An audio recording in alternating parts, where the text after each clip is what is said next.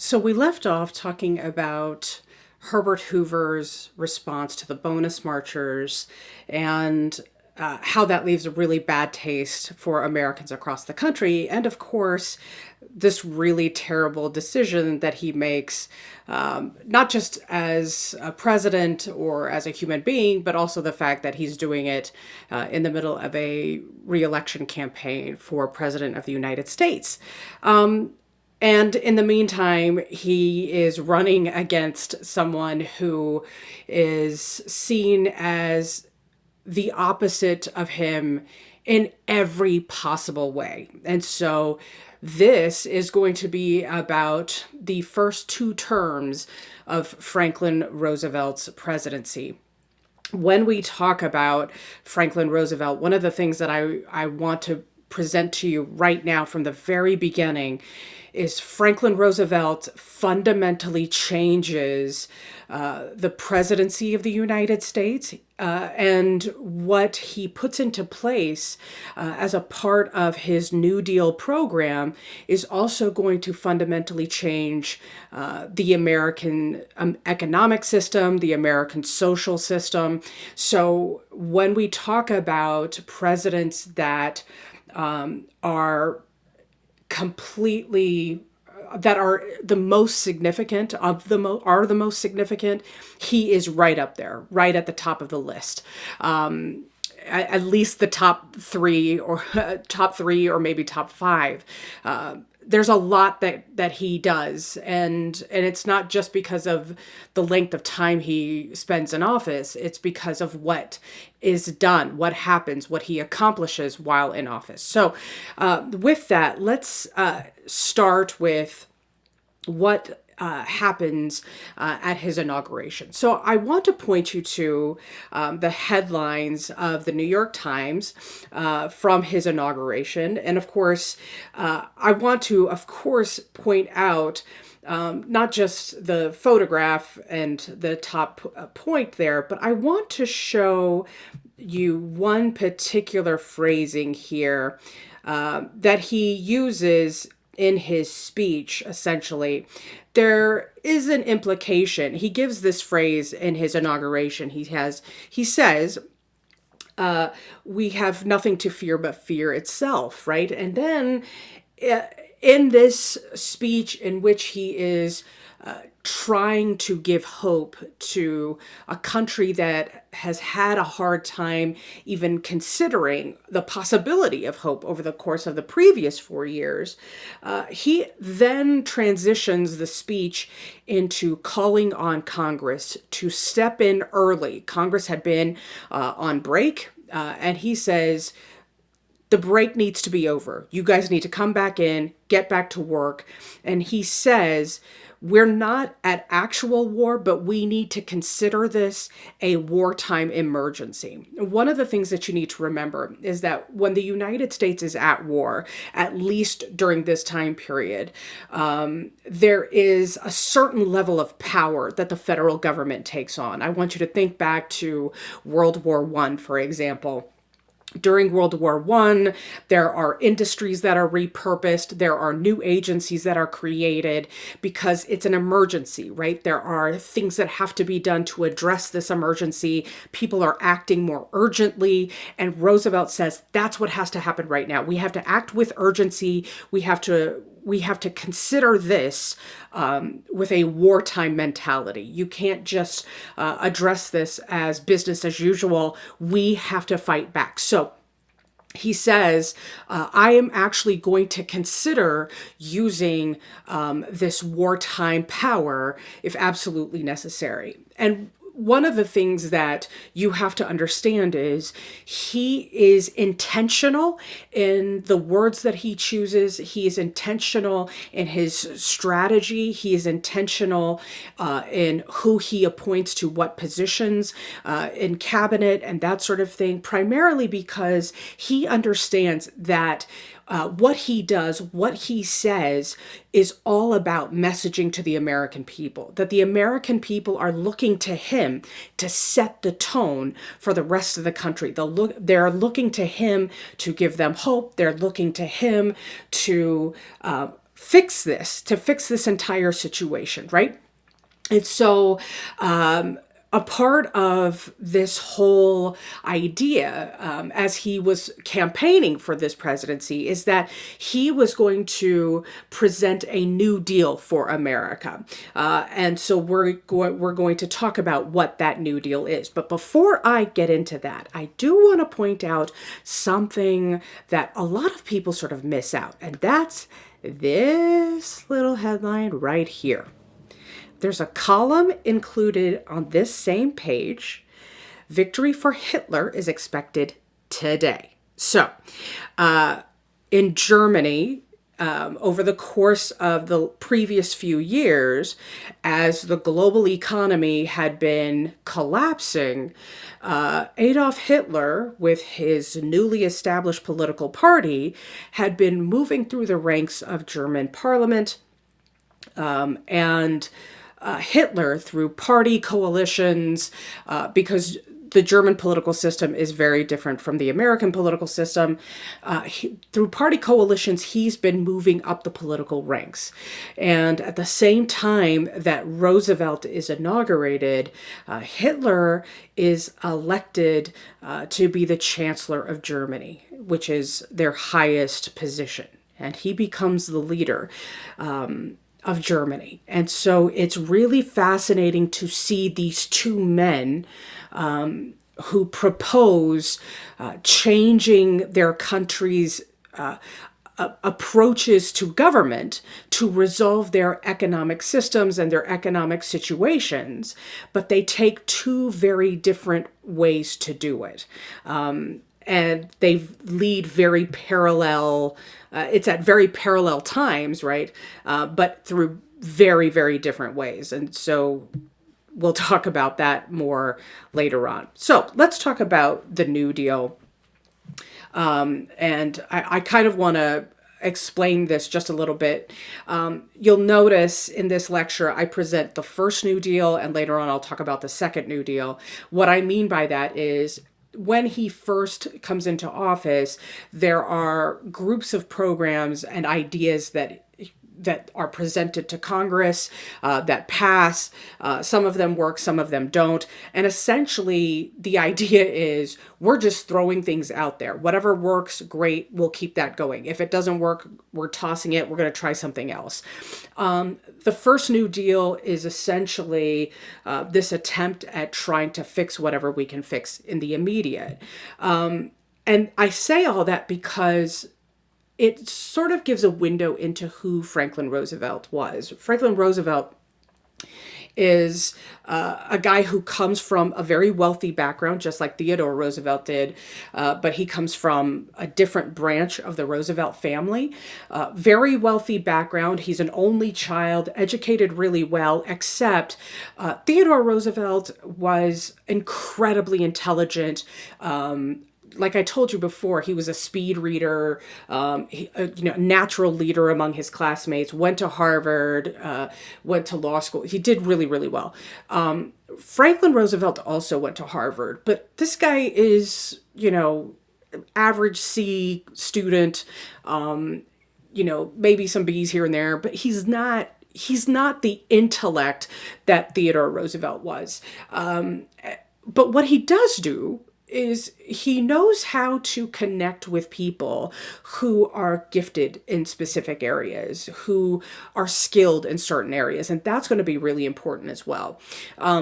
As he gets older, he will connect with his distant cousin, a fifth cousin named Eleanor Roosevelt. Eleanor Roosevelt is Theodore Roosevelt's niece, his brother's daughter. Eleanor and Theodore are very close. She is his favorite niece. And so when Franklin Roosevelt comes together with Eleanor, by then Eleanor's father had died. So Theodore Roosevelt is actually the one who walks her down the aisle, and Franklin Roosevelt loves and admires Theodore. He loves and admires Eleanor. It's a really interesting sort of approach to life, because what Franklin does is he wants to connect with people who are smart, who are capable, who can advise him well. And that's a part of the reason why he is able to have the political career that he has. He, just like Theodore Roosevelt, will become Assistant Secretary of the Navy, but he does so under Woodrow Wilson during World War I. He will then become governor of New York, just like Theodore Roosevelt. And he becomes governor of New York, excuse me, governor of New York during the Great Depression. And as governor, while Herbert Hoover decides that the federal government won't take as much action, Roosevelt decides that the state of New York is going to be much more proactive. So he has around him advisors who are telling him, listen, this is what we have to do for labor. This is what we have to do for education. This is how we should address these things at a state level. And what he decides to do when he runs for president is take those policies and take that approach that he had as governor and then apply it to the state of New York, state of this country, right? And that's what leads us into this idea of the New Deal. When we think back to Theodore Roosevelt calls his presidential agenda the Square Deal. The Square Deal meaning he wanted every American to have a fair chance at a successful, prosperous life, right? And that everyone is held accountable to their actions, right? So it's fairness. When Franklin Roosevelt becomes president, he wants Americans to have access to a New Deal. He argues that the system itself, the American economic system, is flawed. And the reason why this particular economic depression is so devastating is because there's nothing in place to actually help the country get out of it. What he points to is the fact that the country has been on a regular basis going through this issue of an economic panic with then followed by a depression that lasts for 6 or 7, 8 years, and then slowly coming out of it, then hit with a panic, then another depression, and then slowly coming out of it. And Franklin Roosevelt says that's not normal. That's not how it's supposed to be. We should be able to have a system that's equipped to, especially in light of the Second Industrial Revolution and in light of the fact that we rely on trade, we should have a system that's equipped to handle the impact of an economic panic so that if there is an economic depression, we don't have to collapse. We can still sustain it. We can still survive it. In order to do that, he says, we need a new system. We need to create a new deal for America. And that's what brings us to this point, this idea that we have to restructure how the government works in the United States will be his motivating factor. Now, before I get into this, the New Deal is going to carry dozens of programs. And I want to point out something that the National Archives has put together.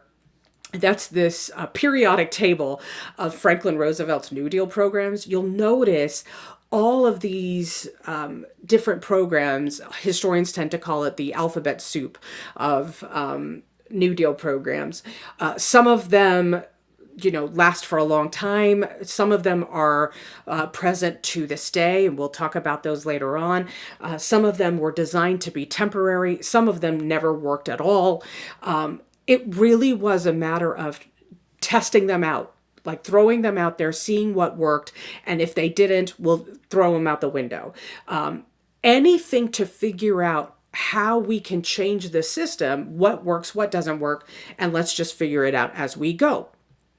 How is he able to do this? Because he changes how a president works.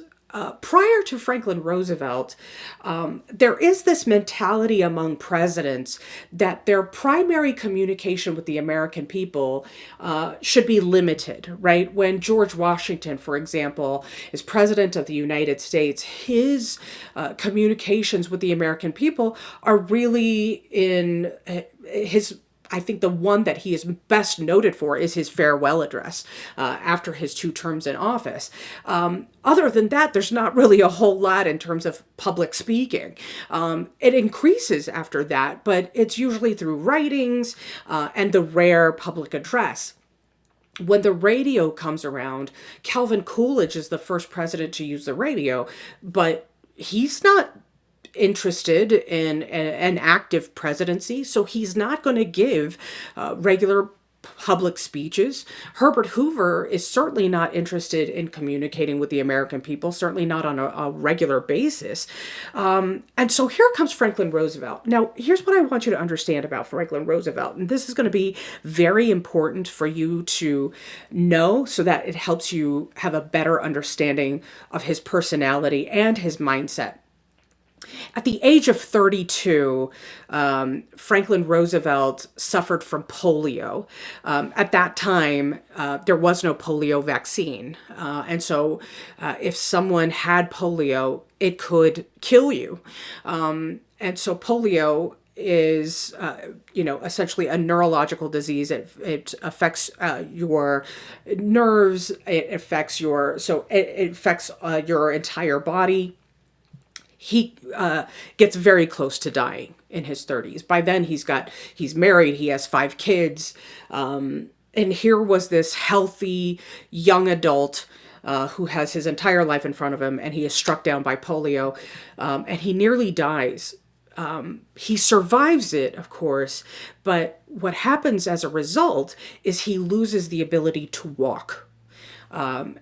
He has to train himself to walk again, but he can't walk on his own. He walks with assistance. He has to walk with somebody holding him up and with crutches so that he can make a few steps here and there. He can't walk for long distances. If you ever see him standing up and giving a speech, it's because he invented this thing to prop him up. Otherwise, he's always sitting. He's always in a wheelchair. And the other thing that you should know is that Franklin Roosevelt is in a constant state of pain. He is always in pain because that is a long-term issue with polio. He's always, always, always in pain. So this man cannot go out into the country and campaign. He does during the 1932 campaign, he travels, but it's limited. And so during the presidency itself, one of the questions that he has is, okay, how do I connect with the American people? If I can't go out there and talk to them, how can I most effectively communicate with them? And what he does is he decides to use the radio. In the radio, what he realizes is, most people can find someone who has a radio, right? During the Depression, there are a lot of people who sell their radios, but you can go to a church and listen to the radio. You can go to somebody's house and find a radio. And the benefit of that is that when you know someone who has a radio, then you know that you can connect with more people. So the president decides that he is going to issue a radio address, in other words, a speech via the radio, and he calls this address a fireside chat. I want you to think of the imagery that creates in your mind of a fireside chat. Essentially, what he wants to do is create this image of he's just had dinner with you and your family, and now you guys are hanging out in your living room around the fire, and now we're just talking. We're talking about your day, we're talking about his day, we're talking about life in general. That's what he wants to present. It's just you and him as friends, you and him as family, right? So he is presenting himself not as president to the citizen. He is presenting himself as friends. That's really important, right? So I'm actually going to present to you an example of his first first fireside chat. This is the first one that he does in 1933 on the banking crisis, which we're going to talk about in a minute. I just want to play the first minute, not even the first minute of this fireside chat, just so you could hear what he has to say.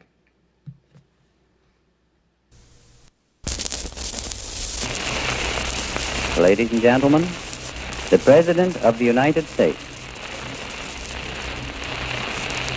My friends, I want to talk for a few minutes with the people of the United States about banking, to talk with the comparatively few who understand the mechanics of banking, but more particularly with the overwhelming majority of you who use banks for the making of deposits and the drawing of checks. I want to tell you what has been done in the last few days and why it was done and what the next steps are going to be. I recognize that the many proclamations from state capitals and from Washington, the legislation, the Treasury regulations and so forth, couched for the most part in banking and legal terms, ought to be explained for the benefit of the average citizen. Okay, so just in that 1 minute, there is a lot that we can glean from his style, right? From the very beginning, how he starts his radio address is "my friends," right? He doesn't say, ladies and gentlemen of the United States. He doesn't even say "my fellow citizens." He calls them "my friends," which is very important, right? You guys are equals. We're equals in this. So we're in this together. And then as he goes forward with this, he says, here's what I want to talk about. I want to talk about the banking crisis. And here's the thing. When we think about the whole banking system, he says, look, I understand that a majority of us use the banks for the most basic reasons. This is where we deposit our money. This is where we save our money. And every once in a while, we withdraw our money. The most basic reasons. We're not using it for investment purposes. We're not using it even for loan purposes. We're just using it for the most basic things. Then he takes it a step further. He says, listen, I know that over the past few days, there's been a lot going on just about the banks. And there have been comments on it from the state, comments on it from, other government officials, from banking officials. And then he says, they've used all sorts of legal terms.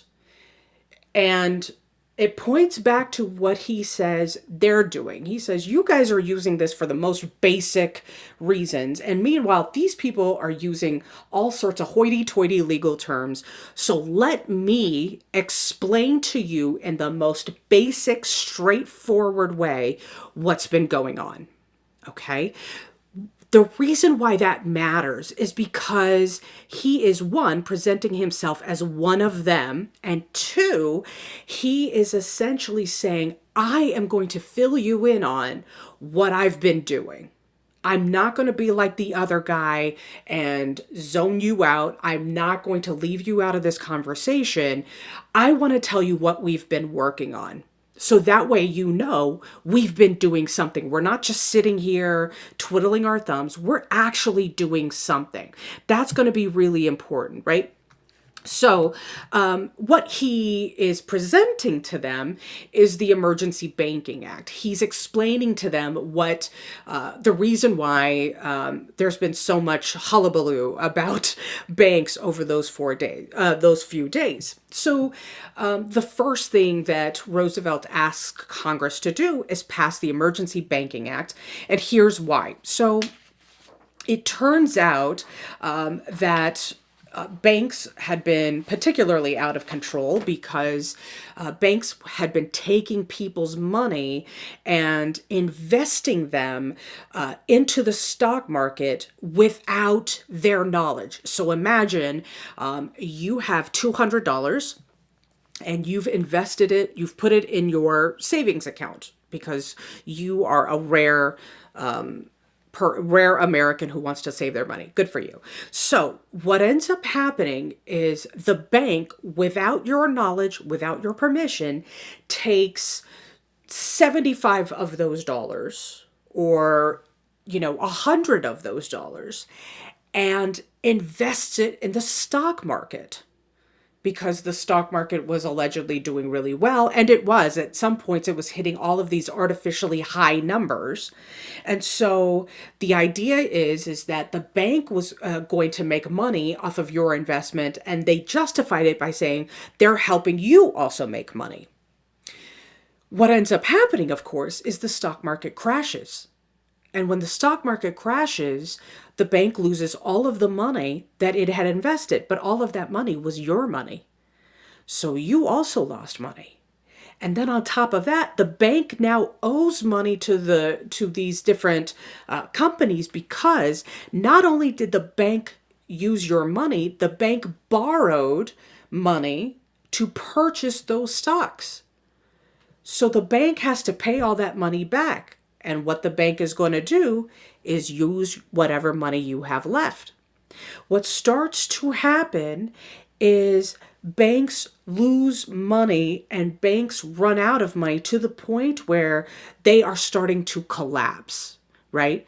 And before people lose their money, they start running in, flooding the banks and taking out their own money, right? Demanding huge withdrawals. And after that, banks across the country are collapsing, right? And instead of putting money in their banks, people are burying money in their backyards. People are sticking it in their mattresses, putting it in their refrigerators. You may have heard stories of this, of your great-grandparents or great-great-grandparents. But this is what ends up happening. They bury it in different places because they don't trust banks. Okay, so the Emergency Banking Act calls for a 4-day banking holiday. During this 4-day banking holiday, here's what happens. All of the banks across the country, the good ones and the bad ones, the ones in good condition and bad condition, would all be shut down for 4 days. If the banks, like all of them essentially would be assessed. So there would be managers, financial managers sent out to look at each bank's financial situation. If a bank was in good condition, it would immediately be reopened after 4 days, okay? With the certification that basically says this bank has been assessed, everything is fine, ready for business. The other ones, the banks that weren't in good condition, would get managers assigned to them so that they could get the support they needed, get the help they needed so that they could eventually reopen. Okay, that's the idea. So a 4-day banking holiday in which managers would be assigned to assess the banks. The good ones are automatically reopened. The bad ones would get help so that they could be eventually reopened. Now, why does Roosevelt make this his first radio address? Because Roosevelt knows that even if the good banks get a certificate on their door or a sign in front of the doors that says, assessed by financial manager, we're good to go, open for business, he knows that the American people are not going to go into those banks because they don't trust banks, period. However, if Franklin Roosevelt says to them, listen, these banks are solid, you have to believe me on this, that's different. In fact, what he says later on in his speech is this: I understand that you don't trust banks. That's fair. However, you and I are in this together. And if I pass these laws and I push for these programs, but you don't help me, then none of these programs are going to work. I need you to partner with me so that these programs are effective. So you and I are in this together. That's what he says. If we want the banks to come back and do what they're supposed to do, then we have to work together. And he fully acknowledges, he says, the banking system was out of control. The banking system needs to be held accountable. We have to fix that. But for right now, just to resolve this and get through this immediate time period, here's what we've done. And I need you to, at the very least, trust me and work with me.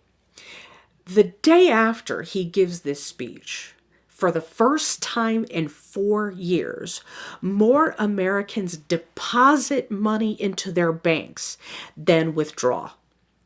For the first time in 4 years, there are more deposits than withdrawals in the United States. And that is directly linked to Franklin Roosevelt. It's not because they want anything to do with banks. It's because of Franklin Roosevelt. And it's because he says, we're partners in this. If I throw out all of these programs and you aren't doing anything, well, then this is already going to fail. But if you work with me, we can do this together. And that's his approach to the presidency, that we are partners in this together. What happens as a result is the realization that Franklin Roosevelt is not just the guy who presents hope and is this beacon of light, right? But he's also insanely popular. So what ends up happening is he presents all of these legislative proposals to Congress, so much so that within the first 100 days of his presidency, over a dozen legislative proposals are passed. So from March to late June, over a dozen legislative bills are passed. And keep in mind, Republicans and Democrats are voting in support of these New Deal programs. And they're doing it primarily because there are a lot of them who support and agree with these programs, but there are also a lot of them who know that if they don't vote in support of these programs, that they're not going to be elected back to office, right? That's how popular Roosevelt is, because if they try to go back to their hometowns and say, yeah, please reelect me, and somebody says to them, well, why didn't you vote for these New Deal programs that could have helped us, that could have saved us? Well, there you go. There's no reelection for that guy. So here's the other thing that you need to know about the first 100 days. In the first 100 days to pass that many legislative proposals, it is unprecedented. Nobody has ever done it except for in this one term and except for Franklin Roosevelt. Nobody's done it before Franklin Roosevelt. Nobody's done it since Franklin Roosevelt. In fact, Franklin Roosevelt doesn't even do it again. This is the one and only time he's able to do it. I mention all of this because it points to two things about Franklin Roosevelt. One, Franklin Roosevelt, by introducing fireside chats, Franklin Roosevelt changes how presidents communicate with the American people by using the latest technology. So he starts by using the radio, and then pretty soon you see him on film. You'll see him recording on radio, but it'll appear on film. The media will have much more closer access to him, and then that will evolve into television. That evolves then into the internet. Then Obama was the first to use Reddit. Trump uses Twitter, which is now X. So all of that is a standard that was established by Franklin Roosevelt. That's what you've got to know. The second thing with the first 100 days, it's because of this specific moment that he was able to pass this much legislation in such a short amount of time. That never happens. In the first 100 days of office, you're still trying to figure out where the bathrooms are. You don't know how to get things done in general. And he's able to pass all of these bills. Nobody is able to reach that standard. It is completely unfair. It is completely unfair. And every president since Franklin Roosevelt has been held to that standard. What will they accomplish in their first 100 days? What do you try to accomplish in your first 100 days? So that's regardless of party affiliation. So Reagan had to answer this question. Both Bush presidents had to answer this question. Clinton had to, Obama, Trump, they all have to answer the same question. What is your first 100 days going to look like? And it's completely unfair, because nobody can do anything that significant in the first 100 days. But Roosevelt is the guy who sets that standard. Now, when we talk about what happens in the first 100 days, it points back to what I talked about earlier, and that is the New Deal's alphabet soup, right? It's all of these different programs, and here's what he's trying to do. The goal, the immediate goal of the New Deal is really, really simple, and that is to restore confidence, right? It's to make sure that the American people start to feel confident and start to feel hope. To his credit, Franklin Roosevelt understands this.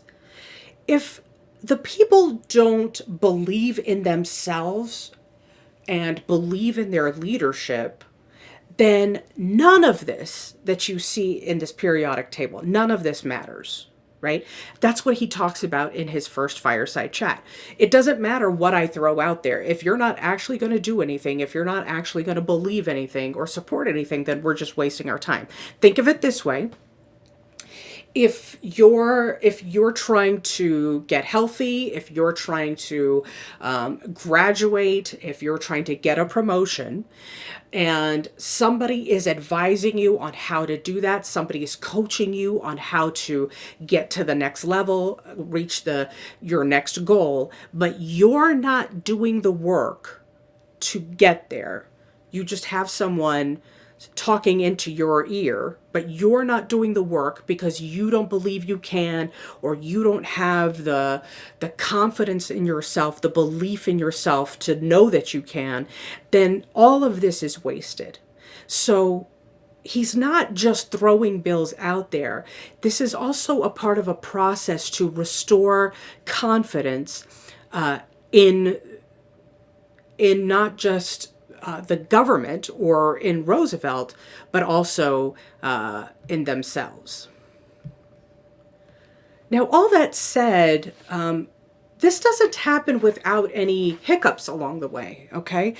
Because what I want you to understand is there are going to be plenty of people who say out loud that the New Deal doesn't do enough, that you're throwing a lot of things at the wall and nothing is really sticking. And so I want to talk about some of the three loudest critics that Roosevelt has to deal with. There are plenty of others, and we're going to talk about them later on, but I want to talk about these three prominent individuals first. The thing that all three of them have in common is they all ask this question.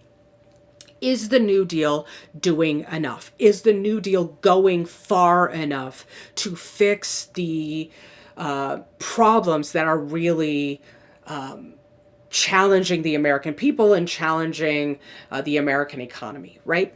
Now, listen, there are some people who say that Franklin Roosevelt is going too far, that he is overextending his power.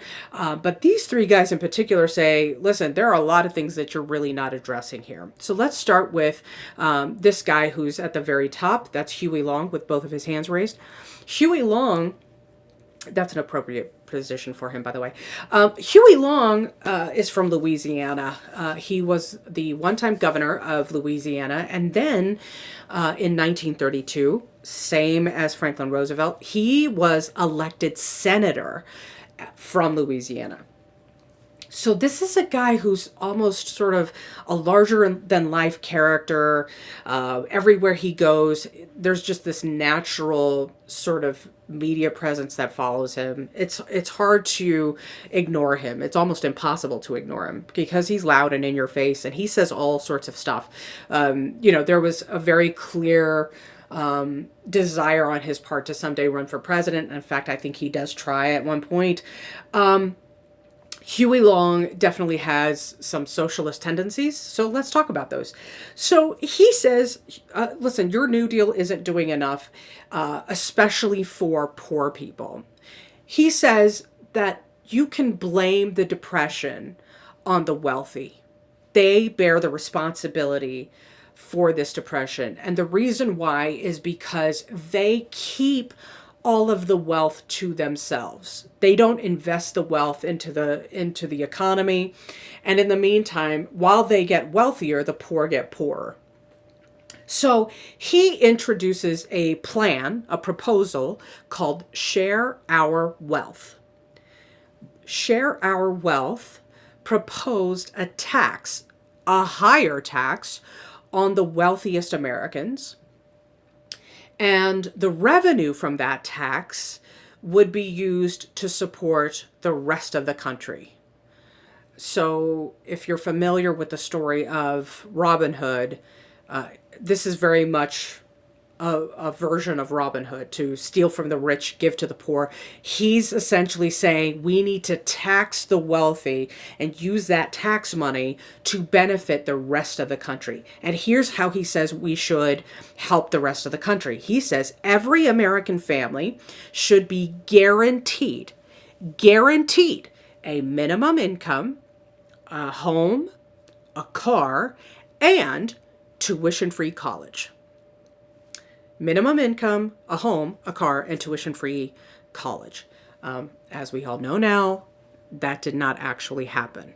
However, his idea that the wealthy are keeping a lot of wealth to themselves and aren't being taxed enough is something that's going to get Roosevelt's attention. So keep that in mind. Now, Francis Townsend, the guy who's in the middle there, the older gentleman, that guy is, as you can see, a doctor, Dr. Francis Townsend. So Francis Townsend was a county doctor. So he was a general practitioner. He saw anyone and everyone, and he worked for the county where he lived. I believe he lived in California. But here's the thing, because he got older, he got into his 60s, he was fired. He was forced to retire, not because he was unhealthy, not because he couldn't do the job, but because he had turned 60. It was because of his age. And keep in mind, we're not living in a time where there is anything such as age discrimination laws. Age discrimination laws do not exist at this time. And so Townsend was like, well, what am I going to do for the rest of my life? Because this guy is relatively healthy. So, God forbid, if something happens, but still, as a relatively healthy person, he's going to have 10, 20 more years of life. And if that's the case, where is his income going to come from? How is he going to support himself? How is he going to pay for his bills? If something does happen to him, how would he pay for that? And what he realizes is he was lucky because he was a doctor and had a pretty good life for himself. But he realizes that there are millions of Americans who have that same problem, who are forced to retire because of their age and then have 10, 20 years in front of them and have no sense of purpose every day. And on top of that, have no income. So they are living in poverty and have to depend on other people to get by. So what he proposes is a monthly pension. So in other words, everybody should pay into a system, a monthly pension system. It would be a tax that everybody paid into. And this tax would be taken out of your, paycheck, essentially. So it was fair. Everybody paid into it. And then Americans who were over the age of 60, once they stopped working, they could use that pension to support themselves, right? So essentially the idea was for every month you would get a check of, his proposal said something like you would get $300 because $300 in the 1930s is a lot of money. So $300 to live off of. You could use that for house bills, medicine, groceries, whatever you need, and use up as much of that as possible. Now, if you use that and still have money left over, whatever you have left over, you'd have to send back to the government. So the goal is to use every penny. But that's the idea of a pension, that if everybody paid into it, then this pension would be used to support you for the rest of your life. That is an idea that's going to come back later on. That should sound familiar. That idea should sound familiar to you if you have worked and know what that process is like. Okay, so this last person pictured here, the guy in the bottom right corner, is Father Charles Coughlin. Coughlin was a Roman Catholic priest from Michigan who had the most popular radio show in the United States. Millions of people listened to his radio show. He wasn't just talking about spiritual topics. He talked about social issues. He talked about political issues. And so as the Depression went on and on, he decided that he would include criticism of the New Deal. He said, listen, this New Deal is not doing nearly enough to punish the banks. The banks are the ones who are responsible for the Great Depression. They were the ones who took people's money and invested them without our knowing and spent poorly and were mismanaged. They need to be held accountable.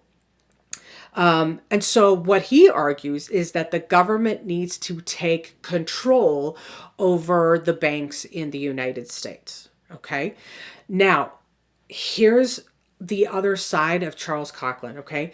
Charles Coughlin, was also someone who would start to affiliate himself with the Nazi Party. He was very anti-Semitic,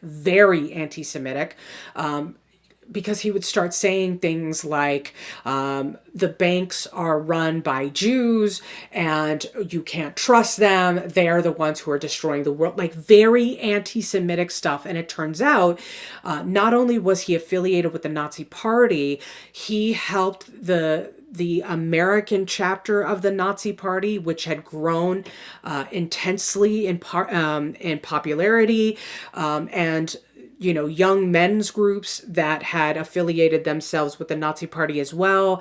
He was helping to recruit. He was helping to host different things for them. So what happens to Charles Coughlin is the Catholic Church intervenes and basically says, we're going to move you away. Your radio show is done, and we're going to make sure you don't talk to people anymore. But okay, fine. But in the meantime, the Roosevelt administration does pay attention to the idea of more accountability for banks. And to be fair, that had been something that they were talking about anyway. So Coughlin's not saying anything new. But the question had been, okay, how are we going to do that? How are we going to hold them accountable? Those ideas essentially push Roosevelt to think about how we can take New Deal programs to the next level, right? And that's really going to lead into the end of his first term and into his reelection. One of the things that you need to know is that the first New Deal during his first term, obviously it does not end the Great Depression. Right. And a lot of critics are coming out and saying, hey, you're not doing enough. Why is the Depression still going on? There are still high unemployment rates. So things are quite difficult. And here's the other thing you should know.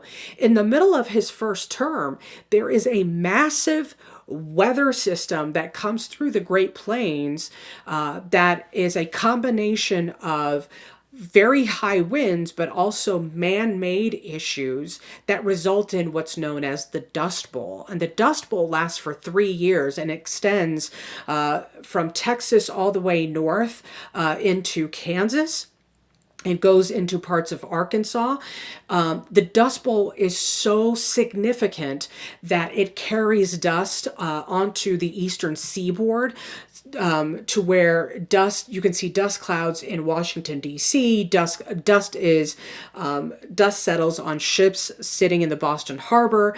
That's how significant it is. And it's very much also a combination of a man-made phenomenon. If you want to know more, you can take History of Oklahoma with me, and I go into an extensive amount of detail about it. And I talk about recovery efforts and how the New Deal is involved in that, and yada, yada. Okay. But that, on top of everything else, just feels like it's a lot. Okay. It's a lot. So by the time we get to the second New Deal, here's the thing. There are plenty of people who think, is Roosevelt actually going to be able to win re-election? Let me tell you something. Roosevelt not only wins re-election, he wins it by an even higher percentage, an even higher rate than his first election.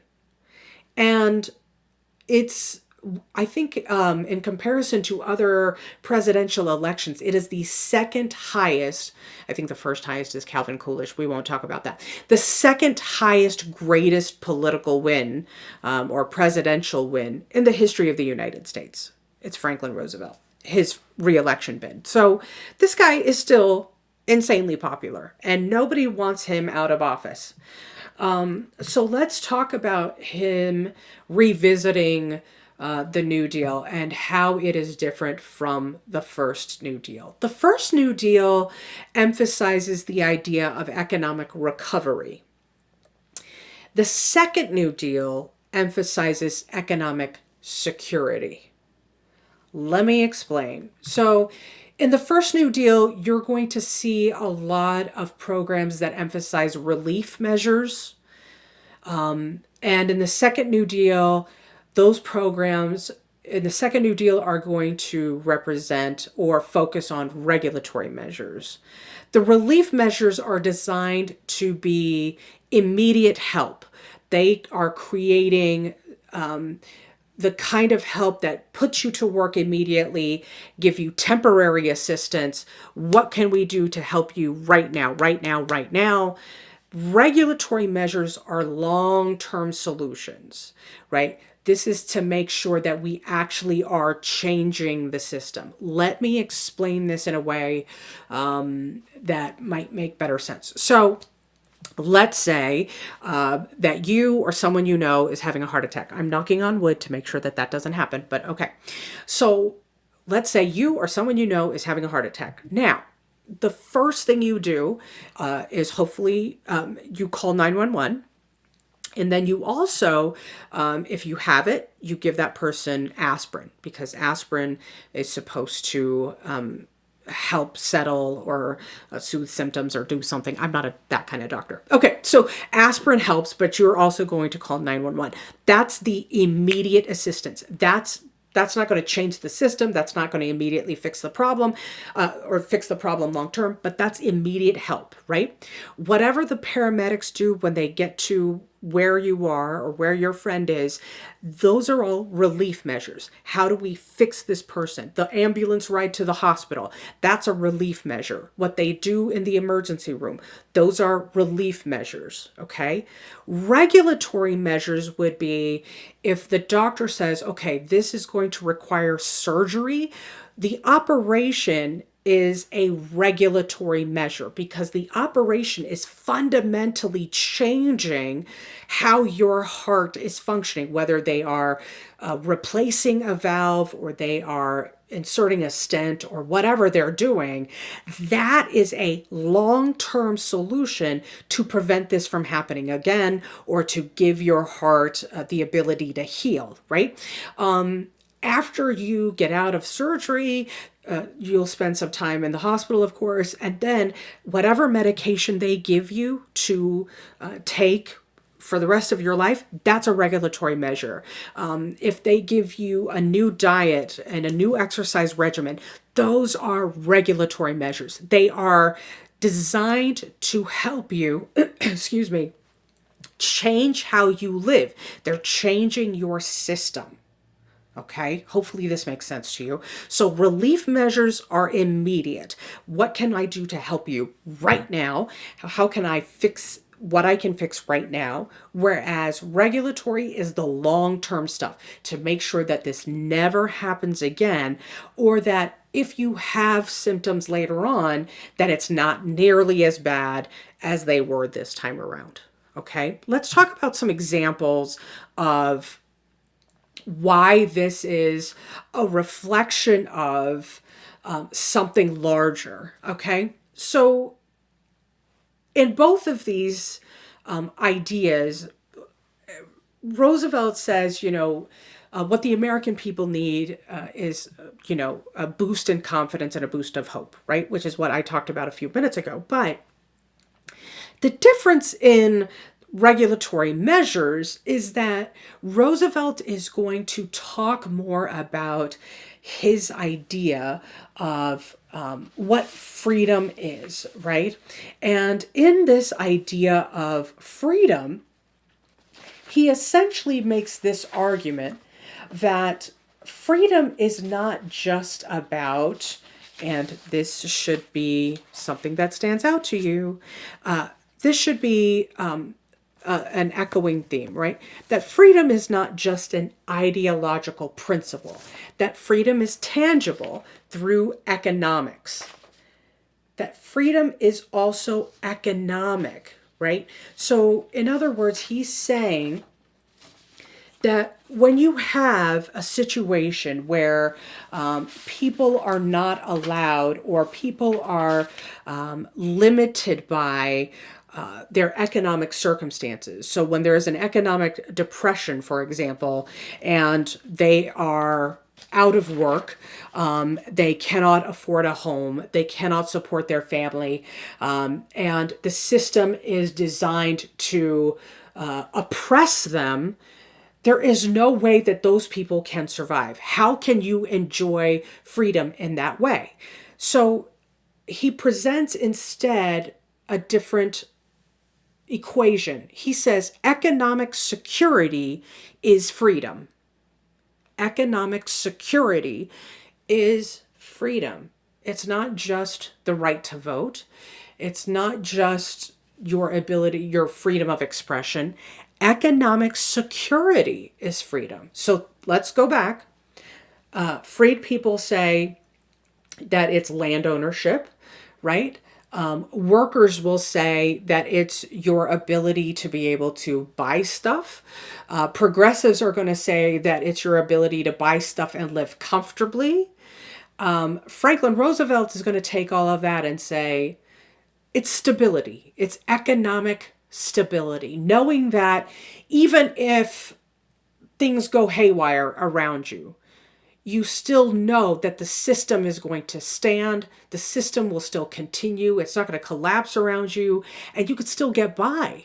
That level of security is important, right? So it's not just personal economic security, it's the national economic security that is also important.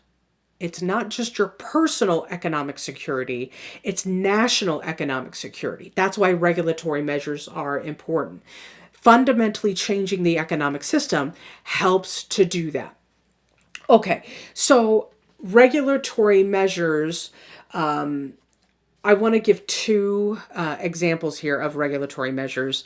And then, well, actually, let me give you an example of a relief measure before I go on to that. So a relief measure would be something like the WPA, the Works Progress Administration.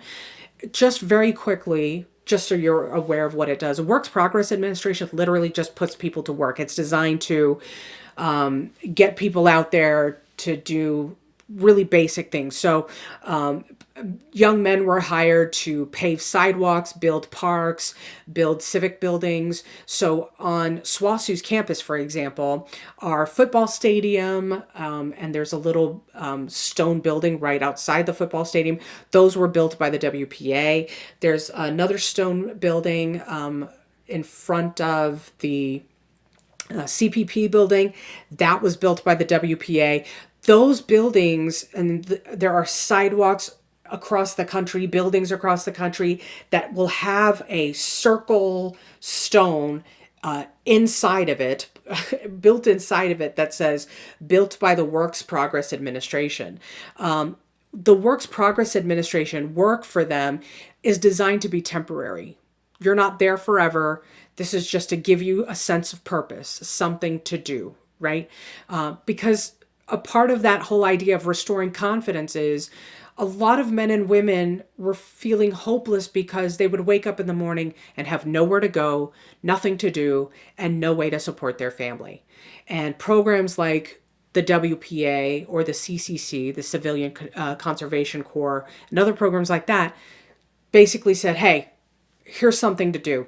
Go out there, get it done, and you'll get some pay for it. It's not a whole lot of pay, but at least it's something, right?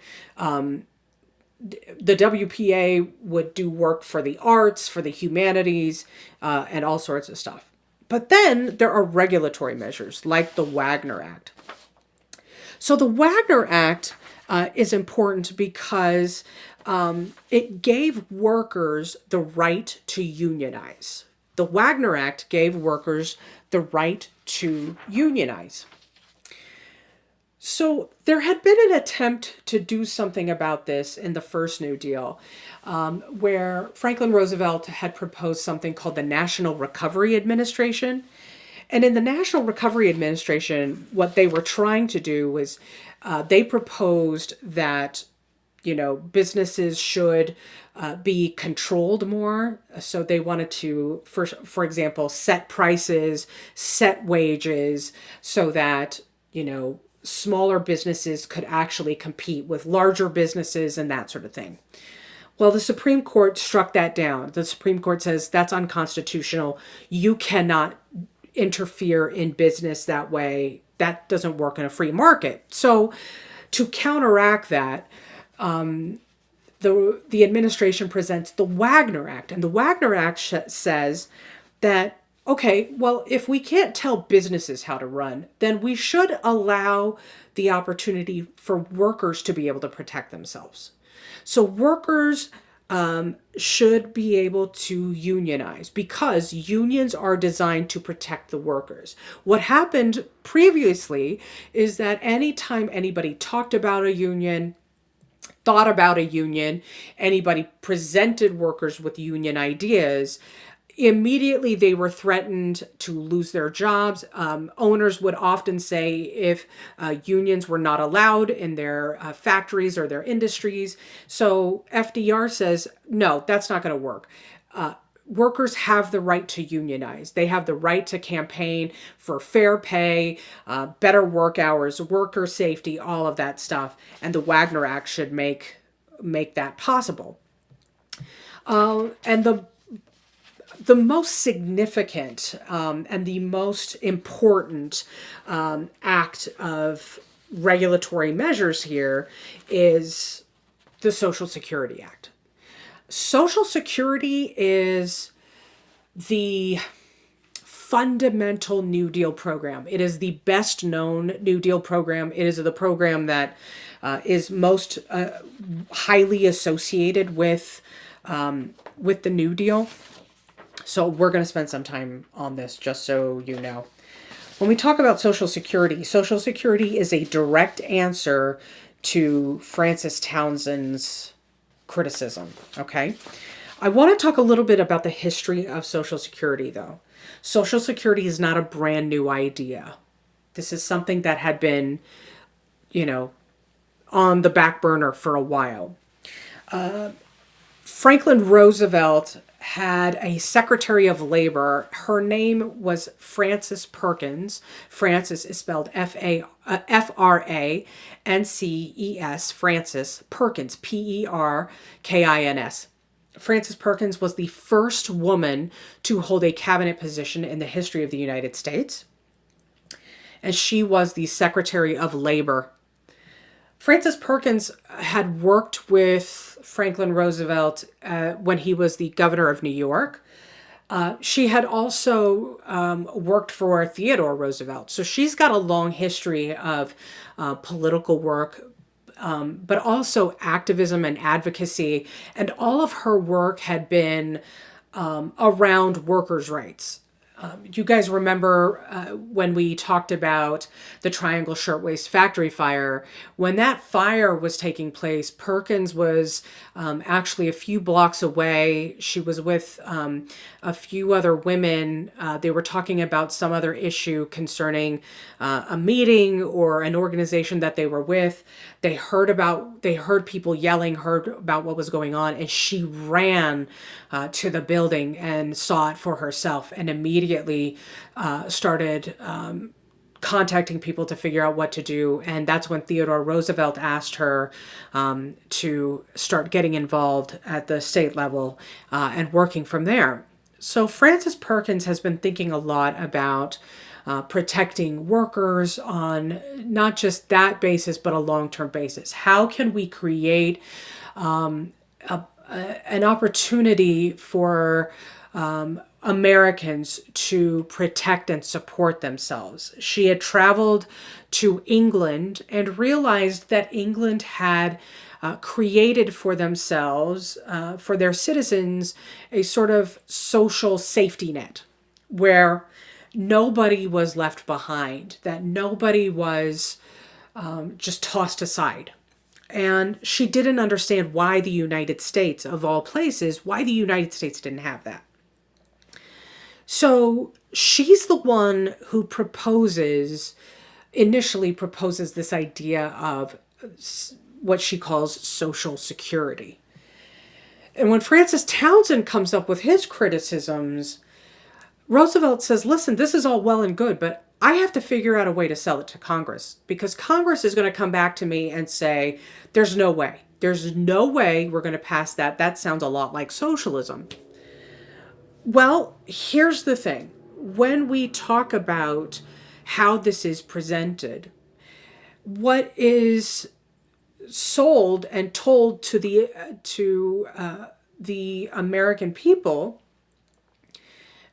is told to them first before it's presented to Congress. And that's key. So you see posters like you see here on the bottom right, images of older people, more security for the American family. But there's also images of a young woman and her child, because in this proposal, it was not just about supporting the elderly. It's not just supporting retired people. Social Security was about supporting widows and widowers. If a spouse passed away, then their partner, their wife, their husband, would become the beneficiary of their Social Security benefits, right? They would then get those payments. It was also designed to help single parents. It was also designed to help Americans who were typically marginalized by society. And by that, I mean those Americans who were living with disabilities, physical disabilities, those Americans who had been left hurt by a job, those Americans who had been paralyzed for one reason or another, those who had been born with physical issues that prevented them from working, those who needed medical help and support for their entire lives. So in other words, for those families and those individuals who needed support and needed help and are typically not given that help, Social Security creates that safety net. Now, you have to apply to get those benefits, and there are several hoops to jump through in order to get that. And at times, it could take years to process and years to actually work through. But it's designed to create that safety net, that catch-all to support the American people. And it's one of those issues, interestingly enough, that neither Republican or Democrat really want to talk about. They'll threaten it. Republicans in particular will threaten to take away benefits, threaten to take away, some level of support for it. But here's the thing. Social Security is the one thing that Republicans and Democrats as voters want, because they've all paid into it, right? They've all paid into it, and so they are all going to make the same argument, and that is, we want what we paid into, right? We want what we've paid into. We should get that money back. If I spent all of my career paying into this, then I should get the benefits of that pension. And this is especially important politically because in America, the people who vote are elderly people. Young people don't vote. Young people do not vote. The elderly people vote. People vote in every single election for the mayor, for the city council, for the president. Give them a ballot. They'll vote. They do not care what the ballot is for. They vote. They show up. And they're the ones who want Social Security. So it's pretty risky, right, to even address this whole idea of Social Security. And somewhere in the great beyond, the soul of Franklin Roosevelt is pointing and laughing and saying, haha, I got you, because Social Security, this many years later, is still around. Okay, so there are two more things that I want to add to this that I don't think are on the screen. There's I think Frances Perkins is going to show up. There she is. There are two more regulatory measures that I do want to mention very quickly. That is the Banking Act and the Revenue Act. The Banking Act addressed Charles Coughlin's concerns, and the Banking Act basically gives the Federal Reserve more authority over banks. In other words, they hold banks more accountable. But the other thing that I want you to know is that the New Deal will introduce programs like the FDIC and other insurance programs so that whatever money you have invested in the bank is protected. I think you have up to $250,000 protected or something like that.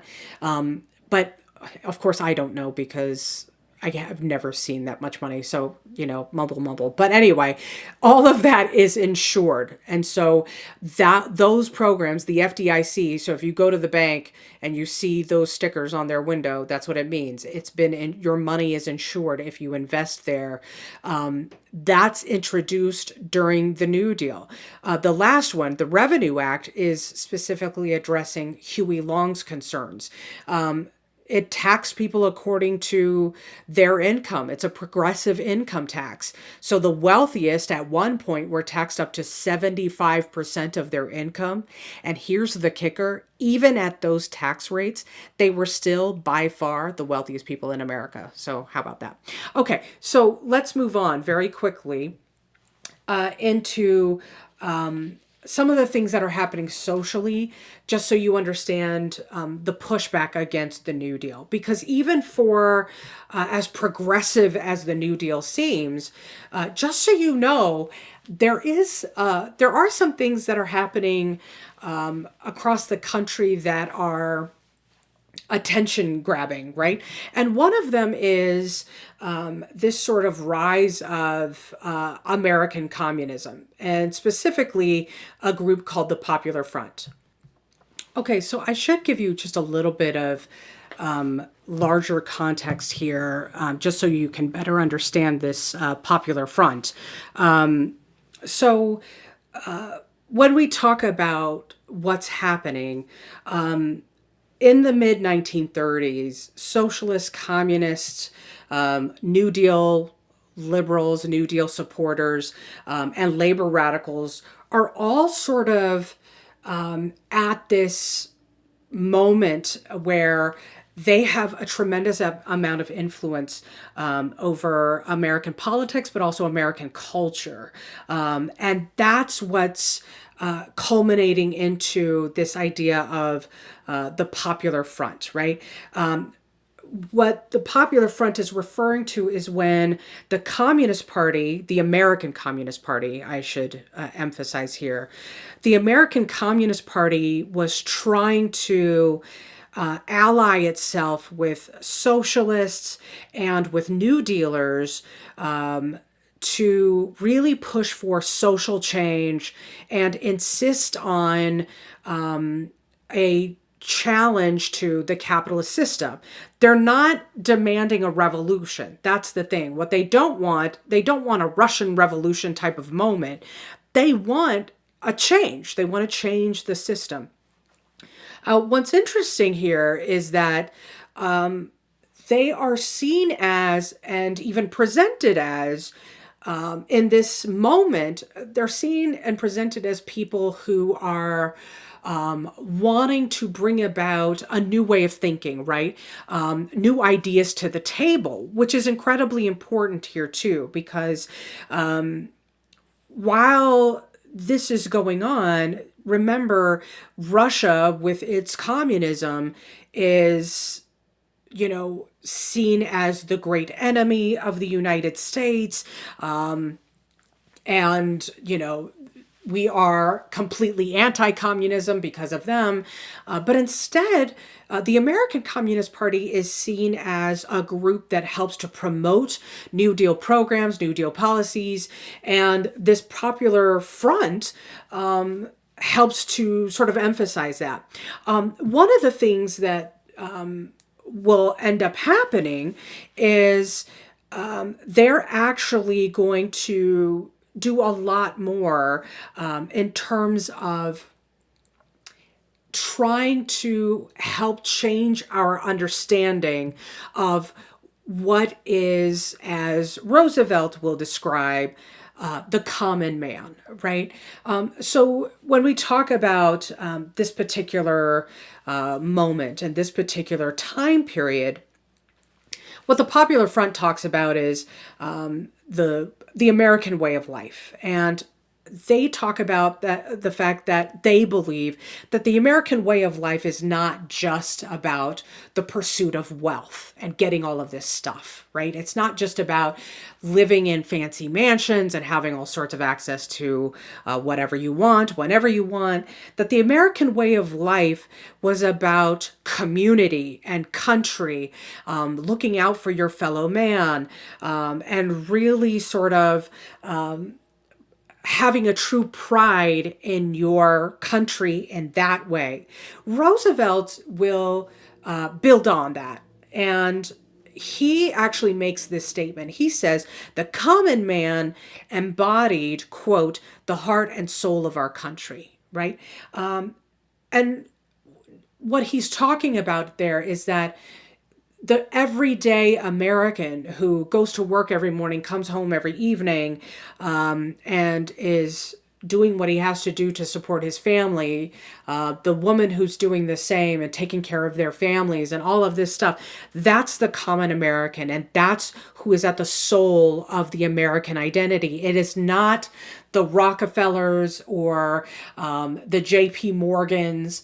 That's not the American identity, and that is not the American dream. The American dream is stability. The American dream is community. The American dream is neighbors looking out for neighbors, right? So when you see images from the New Deal of Americans who are in breadlines or Americans who are, going out west, the Okies who are going out west to escape the Dust Bowl, it's also a part of this image to tell the story of regular Americans who are trying to survive. This is also going to be shown in popular culture a lot, right? There are films, if you haven't watched these films, they're actually really good. There is a film that is made in like 1939, Mr. Smith Goes to Washington, about a regular man who is elected to Congress and how frustrated he becomes with the system because he realizes how corrupt it is, and he's just a regular guy who's trying to bring about real fundamental change, and he can't because there's so much corruption, right? This idea of small town America, middle class America, that's what happens. That's what starts to emerge in the 1930s. But what also emerges in the 1930s is this push towards considering that the common man has to include diversity. The common man, the common American, has to include this idea that the American is not just white. The American is people of every color. So the Popular Front is going to be especially important here because of what will be known as the Scottsboro trial. So let me just give you a little bit of background here. So the Scottsboro case is a case that involves 9 young black men who were arrested in Alabama. These 9 kids were on a train. They were accused of raping 2 white women. There is no evidence, none whatsoever that these two women were raped. These two women were actually prostitutes, and if it was found out, if it was discovered that they were prostitutes, they would have been arrested in Alabama because prostitution was illegal. So instead, what they did was they screamed rape and accused these young men of having raped them. And when I say young men, I mean the oldest of the nine, I believe, is either 18 or 19 years old. So when all of this is said and done, remember, we're in Alabama, there is no evidence against what will be known as the Scottsboro Boys. And then eventually these two women take their story back. They recant their story. None of that matters. Alabama authorities put them on trial 3 different times, and 3 different times they won convictions. Despite the fact that these two women recanted their stories, and there's no evidence, these kids are still convicted. Okay, now the Supreme Court, the cases will get to the Supreme Court. The first 2 verdicts are overthrown by the Supreme Court. The Supreme Court says absolutely not. And in fact, the Supreme Court actually establishes legal principles that will expand the definition of civil liberties, that basically say that defendants have a constitutional right to effective legal representation, that these boys were denied. They were not allowed to have legal representation that effectively represented them. And also in their overruling, in their opinions, they said that states cannot systematically exclude Black people from juries. Remember, this is something, a long-term effect from Jim Crow segregation. But when the 3rd set of convictions came, the Supreme Court allowed those to stand, allowed those convictions to stand. And what ends up happening is 5 of the 9 defendants were sent to prison. So in 1937, a defense lawyer basically worked out a deal where the Alabama authorities would release all of the defendants out on parole, but it takes years for that to happen. The last of the Scottsboro Boys had to wait 13 years before he was released. So he serves 13 years for a crime that he didn't commit. And even then he was on parole technically. When we talk about why this is important, particularly for the Popular Front, after these convictions, it's the Communist Party that mobilized support for these young men. It's the Communist Party that pushes for their cases to get to the Supreme Court. They're the ones who organize the funding, get the lawyers involved. And so what happens as a result of this is that it forces a conversation here about what it means to be an American, and how being an American is really conditional depending on your color, right? You'll notice this flyer that is circulated to organize for support for the Scottsboro Boys. Initially, the conversations had been whether or not these young men should be sentenced to death. And that was a very real possibility. And it's the Popular Front, specifically the Communist Party, that, prevents that from happening. But again, the conversation is about who constitutes being a part of the American identity. And of course, there is backlash against the fact that communists are playing such a significant role here. And that's going to show up specifically, let me push ahead, that's going to show up through congressional investigations. When Americans, specifically when conservative Americans, start to criticize the heavy influence and involvement of communists in American politics and American social policies, Congress proposes the formation of a new investigative committee called the House Un-American Activities Committee. In fact, that whole name should be, no, it's not on there. There we go. The House Un-American Activities Committee. It's often known as HUAC.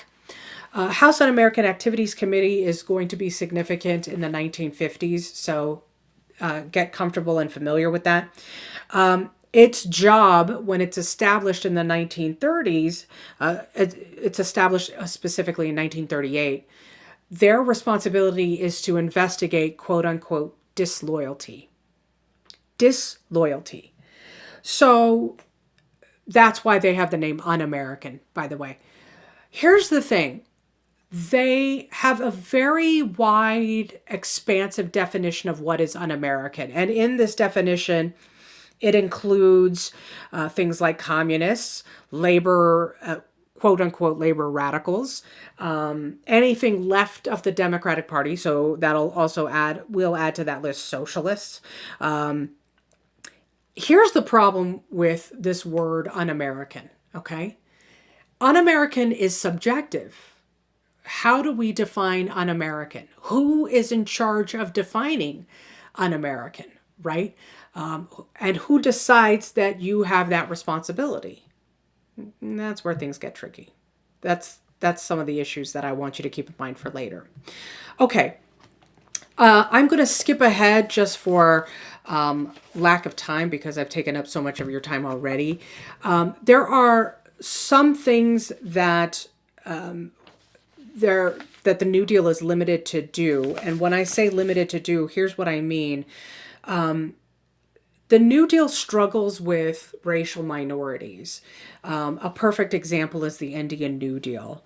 The Indian New Deal, there is this responsibility. Let me pull back on that. There's this idea that Native peoples should be allowed to have their own opportunity to reclaim their culture, because over the previous century or so, they had lost so much of their cultural identity, their language, their land, all of this stuff.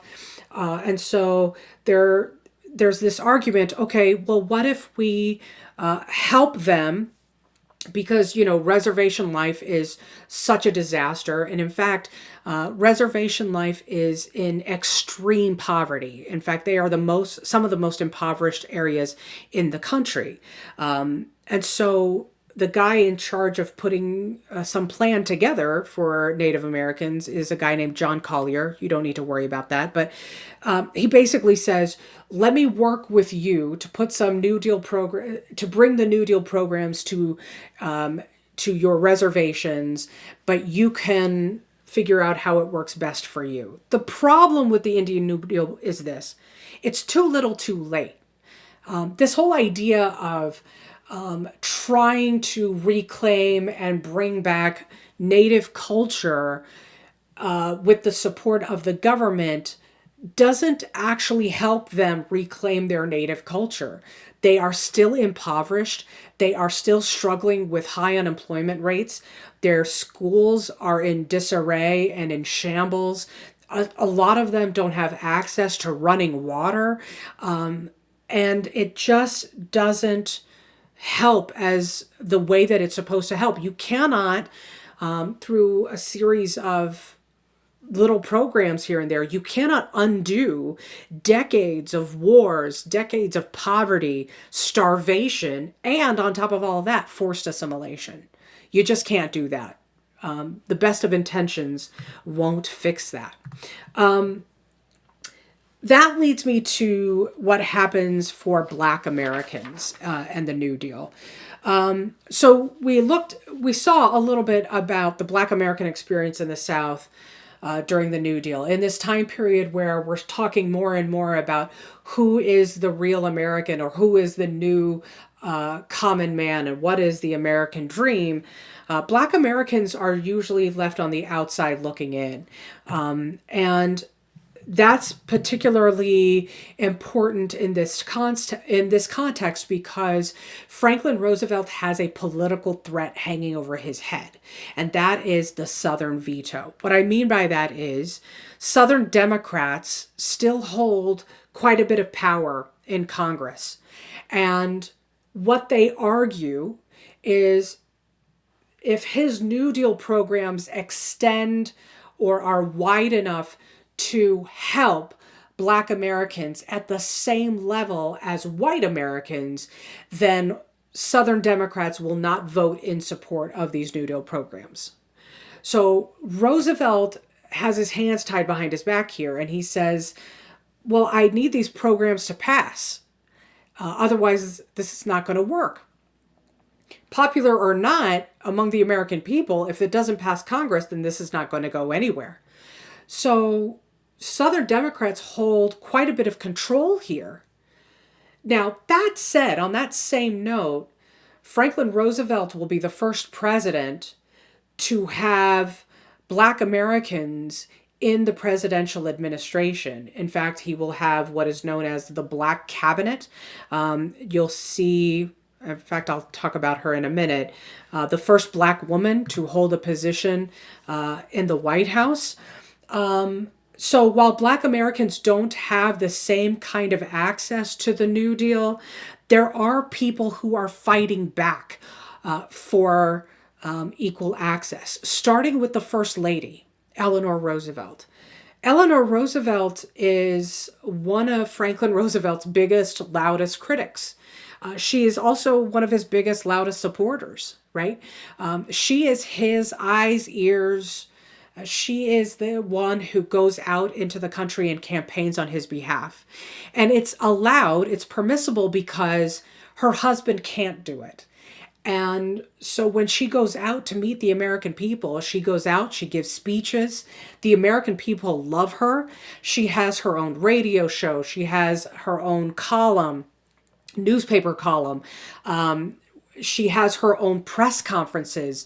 And she is also someone who starts to advocate for working class people, and she becomes a civil rights activist.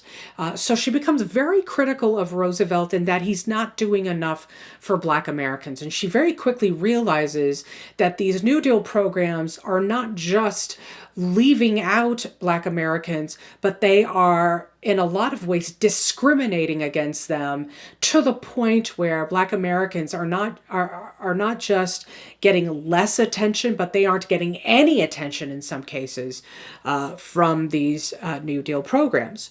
So one of the ways that she pushes for change is she recommends her friend, Mary McLeod Bethune, to a position of authority in the administration. Mary McLeod Bethune becomes the secretary of the National Youth Administration. Bethune was an educator, and her responsibility was to essentially meet with young Black students and help them steer their way towards long-term careers and that sort of thing. But what happens on a much larger level is Bethune becomes a trusted advisor in which she takes very seriously. And she talks about how more Black Americans need help in different ways and in different areas. Bethune is going to be responsible for making sure that Black women are included in the armed services during World War II and are paid for their services as women in the auxiliary services and that sort of thing. And Franklin Roosevelt, basically weighs all of it in. So he's not doing it out front and out loud because he has to make sure that Southern Democrats stay on his side. But behind the scenes, he's waving it all in. So the last thing that I want to go over is the impact of the New Deal in American history. There are three things that I want you to know. First and foremost, the New Deal expands the federal government, right? It is something that completely changes the federal government's role. So the federal government is in every state. It hires employees in every state. It partners with every state government to enact all of these New Deal programs, right? And as a result, it does exactly what Herbert Hoover warns would happen, and that is it fundamentally changes the relationship between government and citizen. There is a fundamental change in this relationship. It is a permanent change, too, because citizens now expect way more from their government than they ever did before. And this is exactly what Franklin Roosevelt wanted. And in fact, this is what Theodore Roosevelt wanted, that the government should be in service to the citizen. This is what government should be doing. Be in service to the people, most especially in times of crisis. Last but not least, these programs don't immediately resolve what's going on. They don't end the Great Depression. And that's because what has to happen is because there are larger issues at stake, right? Remember, the rest of the world is going through an economic crisis, and that's having an impact on the United States as well. So while the programs are helping, it's not ending the Depression. However, it is something that will create a long-term impact. So those regulatory measures do make a difference. What the country needs is a jolt. It needs a jump start into economic prosperity. And that jump start will happen, will lead into economic success. And it happens almost immediately with the start of World War II.